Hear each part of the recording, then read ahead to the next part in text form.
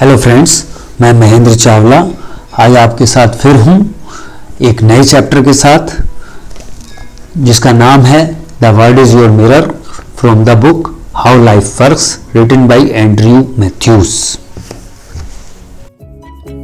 Have you noticed that when you leave the office feeling irate people abuse you in the subway? The reverse is also true. How different the world looks when we fall in love. The world is a mirror. What you feel inside, you get on the outside. This is why you can't fix life by working on the outside. If people on the street are unfriendly, changing street doesn't help. If nobody at work gives you any respect, changing jobs won't fix it. Most of us learn things inside out. We learn if you don't like your job, change it. If you don't like your wife, change her. Sometimes it is appropriate to change your job or your partner, but if you don't change your thinking, you are setting yourself up for more of the same. Example: Carol's husband Bob gives her no help. They both work 9 to 5, but Bob gives her no help with the kids and no help around the house. Weeknights he goes drinking, weekends he goes golfing. She feels like a servant and she resents him. But it's not about Bob, it is about her. As long as she feels like a servant, she will be treated like a servant.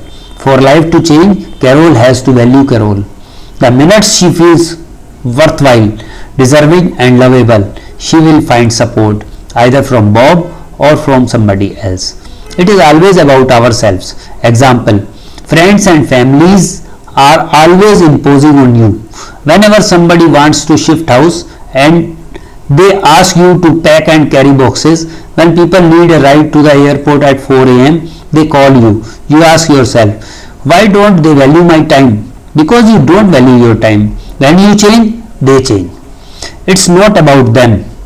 Many people never get it. They spend a lifetime blaming other people, but it's not about other people.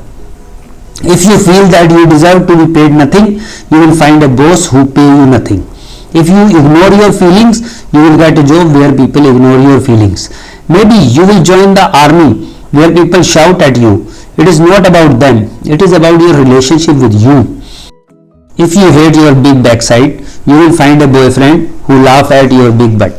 When you accept your backside, you will likely change your boyfriends or discover that your old boyfriend has a new attitude. It was never about your boyfriend. It was always about your attitude towards you. If your boss demands better results, if your wife wants more from you, it is usually because in your heart you want more from them. Even racial prejudice and religious prejudice is not about them. When you accept you, people accept you. If you love yourself, people will love you. In a nutshell, you create your world. You don't have to convince anybody else. You just have to feel different. The perfect evening. Life is always reflecting back to us how we feel. Example: you have friends in town. You decide to treat them to a great evening at your favorite restaurant, Coco's. You call the restaurant to book a table. The maitre d' says, sorry, we are full. What do you mean you are full? We are booked out. But I am a regular. Fit me in somewhere. I am sorry. You slam down the phone. Damn it. This should have been a great evening. You are angry. You choose another restaurant. The food is greasy. The oyster stinks. You argue with your wife all the way home and you wake up with food poisoning. Or the maitre d' at Coco's says, we are full. You say, great, we have eaten there 20 times anyway. We should try something else. You call your ex-boss who knows all the best restaurants. He recommends a new place that is even closer. The food is unforgettable. You chat with the couple at the next table and discover that they are your neighbors. You make some new friends and next week you all go to Coco's. Isn't that how life works? If you believe that life is against you, it is. There is another way to live. Believe that the universe is plotting to make you happy. The harmony you seek is not with other people, it's with yourself. We attract what we fear. For my 10th birthday, my grandpa gave me a watch. In the 1960s, watches were not cheap. I was so proud and a little nervous. I thought I had better not break this. When I showered that night, I placed my brand new Timex carefully on the sink beside my pajamas. I washed and dried myself, and as I picked up my pajama, the sleeve knocked my beautiful birthday present face down onto the tile floor. It shattered. I was shattered. My first watch, given to me at 6:30, smashed at 8:50. I cried and cried. How could life be so cruel? How often do we buy something new and damage it within an hour? When is our fear strongest? When something is brand new. Last month my tennis buddy Aldo bought a brand new Mazda SUV, and within 48 hours some vandal scratches the entire left side with a key. That same week my friend Frank bought a Honda. Within 24 hours a lady remodeled his back bumper in the mall car park.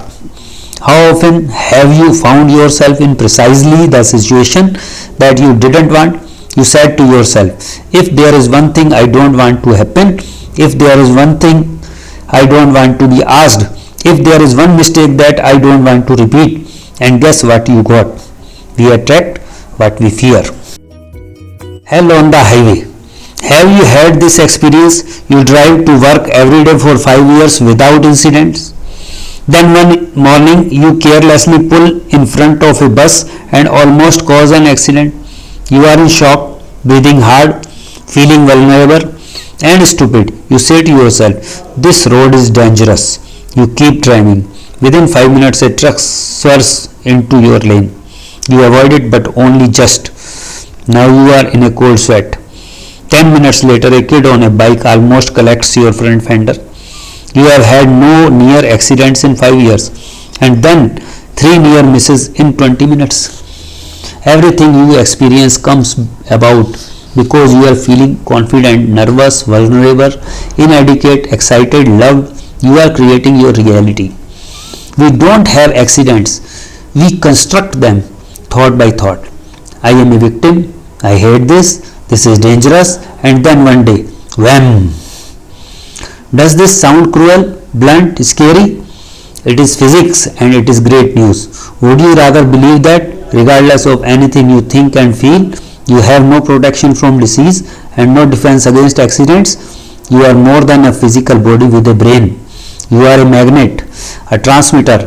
When you are joyful, happy and grateful, you somehow connect with other people and experiences that match your energy. It is the same when you are feeling vulnerable or scared. See yourself protected. Many people like to imagine themselves as divinely protected. They make it a habit. When they are walking through a rough neighborhood or driving on the highway, they will visualize themselves as surrounded by a protective white light. When I first heard about this, I wondered, how would that help against a mugger or a runaway truck? Now I understand. The value in visualizing the protective white light is that it changes how you feel. When you feel calm and protected, you are protected. The Bible says, resist not evil. It means don't focus on bad stuff. It means don't spend your life thinking about illness and car crashes. Rather, fill your mind with thoughts of health and happiness. Some preachers tell you to fear God. That has to be a recipe for disaster. In a nutshell, if you think about what you want, you attract it. If you think about what you don't want, you attract it also. So, this is the end of this chapter. Next chapter is how important is action. To see all these chapters, please subscribe my channel. Thank you.